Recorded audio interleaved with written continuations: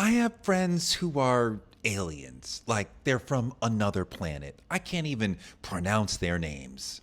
We met in college. They came by on Saturday night. They're in Brooklyn in my apartment with me and my wife after having flown in from Alpha Centaurion. And they're like, "Can you explain the whole Kendrick Lamar thing to us?" I'm like, "You flew here all the way from Alpha Centaurion, and of all the things that we can talk about, you want to talk about Kendrick Lamar?" And they're like, "Yeah, what's wrong with that? Why are you gatekeeping?" Okay, fine, let's talk about Kendrick Lamar, but how much do you guys know? Like, how far back do I have to go? We know nothing. We're aliens. Duh. To get you up to speed on Kendrick Lamar, it's more than just playing you some songs. To understand Kendrick Lamar, there's a lot you have to understand about the world. Number one, the black experience in America. When he says, "I got loyalty, got royalty inside my DNA," he's talking about black history, black people, the black experience in America. You know, the epic journey from enslaved to emancipated to black power to Obama to second-class citizenship in Trump world. I'm talking about our multi-generational trauma and our revolutionary spirit. In his music, we are the grandchildren of the enslaved, but also the children of all the black resistance movements. Black people have been through hell, but we have also fought like hell, and all of that is in Kendrick's music. Kendrick's music is always coming from a black perspective, and he is almost always talking to black people. In his music, we are the grandchildren of the enslaved, but also the children of all the black resistance movements. Black people have been through hell, but we have also fought like hell, and all of that is in Kendrick's music.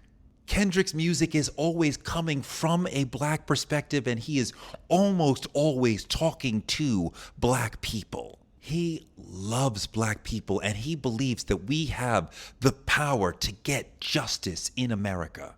A line like, "We gon' be all right," sounds simple until you understand the depth of black history and the incredible resilience of black people. Kendrick is an incredibly black-centric thinker, so you have to understand black history to understand his music. But you also have to understand Compton, California.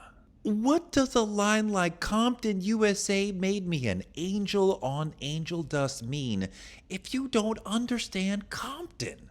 Kendrick's hometown is an internationally known ghetto and a very tough place to live. It's a place where a lot of people don't have much money, but what they do have is spirit, resolve, ingenuity, creativity, drive. He said in Compton, if you ain't the shooter, you the one getting shot.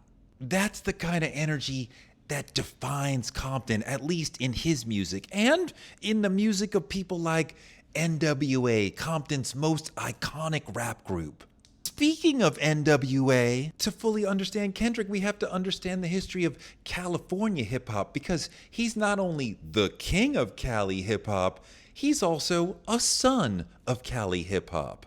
Pac's spiritual and political depth lead directly to Kendrick. Pac's way of playing both sinner and prophet leads directly to Kendrick. He's also the son of Ice Cube with his street reporter precision and his political vision and his Cali swag. Cube was street as hell, but also smarter than the average bear, which leads directly to Kendrick. There's also Eazy-E, who showed us what real Compton realness was all about. There's MC8, another ill Compton street reporter. There's Snoop Dogg, the spirit of Southern California. But Dot is even more than just the sum of California. Kendrick is like hip hop in its highest form. When he says rap is something you do, hip hop is something you live, you have to understand hip hop to get it. The way that this is not just something we like.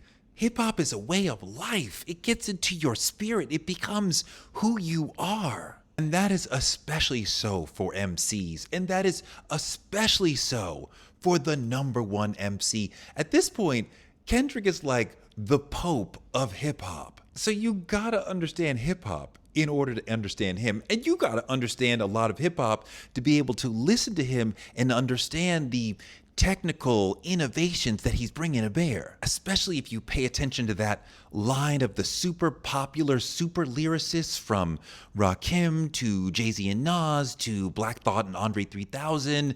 That leads you in a beautiful way to a Kendrick. But to really understand Kendrick, it's not just about the great MCs. It's also about Drake, his foil.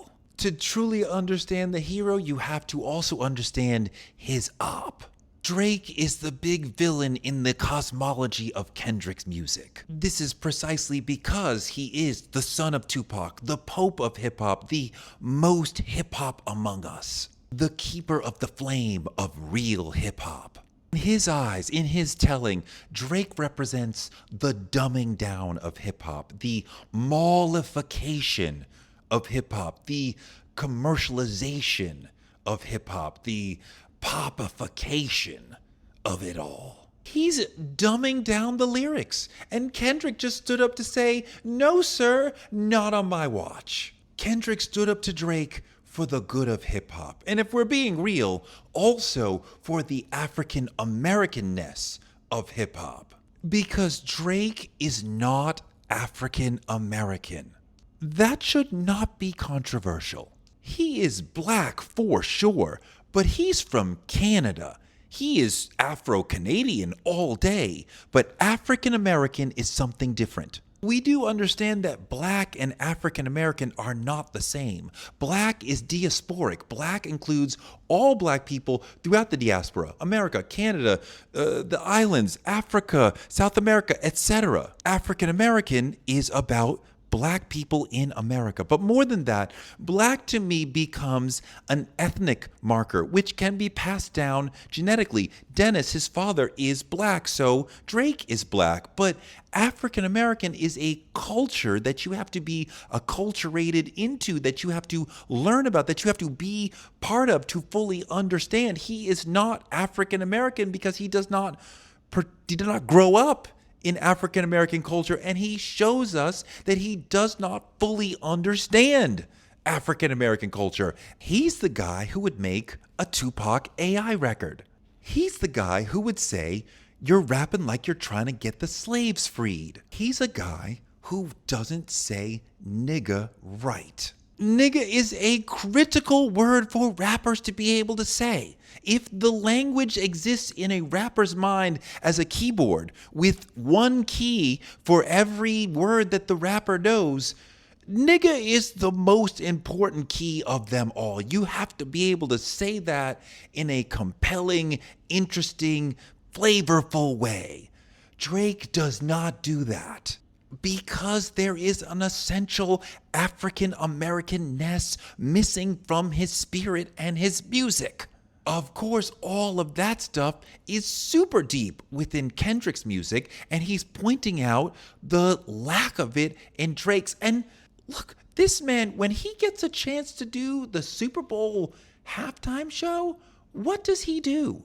He turns it into a commentary on America, a critique of America, because his music encompasses so much more than just music. When you look deep into his Super Bowl performance, you see a deep discussion of America's faults and the systems that shaped Kendrick's life as a kid in Compton. The crack epidemic made Compton and all of America's inner cities more dangerous, more lucrative, more noxious, more deadly. It turned the streets into war zones. You can't really understand a line like, "Everybody gonna respect the shooter, but the one in front of the gun lives forever," until you understand how and why these streets became these sorts of war zones. The war on drugs destroyed black neighborhoods even more than crack did. And the war on drugs was launched before the crack epidemic hit. Why did they need to declare a war on drugs if there wasn't even a crack epidemic?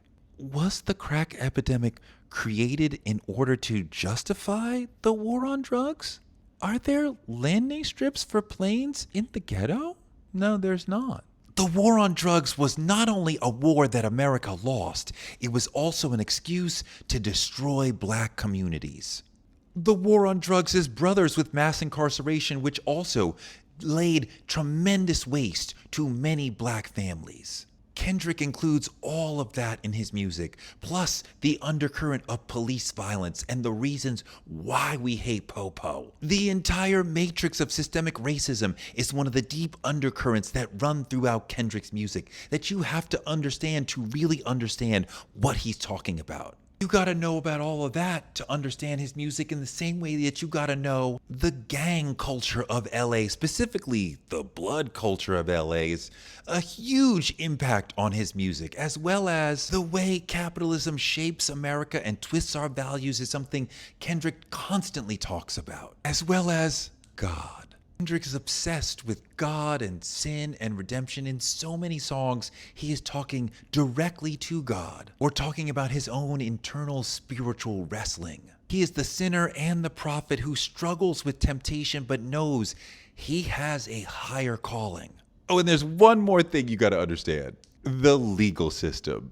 Because Drake is currently suing Kendrick's label, not Kendrick, which is the same label as Drake's label, because the label didn't suppress Kendrick's song dissing Drake the way it suppressed a previous song by another artist dissing Drake. So now Drake wants to try to destroy the future of battle songs. So when we tell the story of Kendrick, at some point we have to talk about fucking lawsuits because of Drake.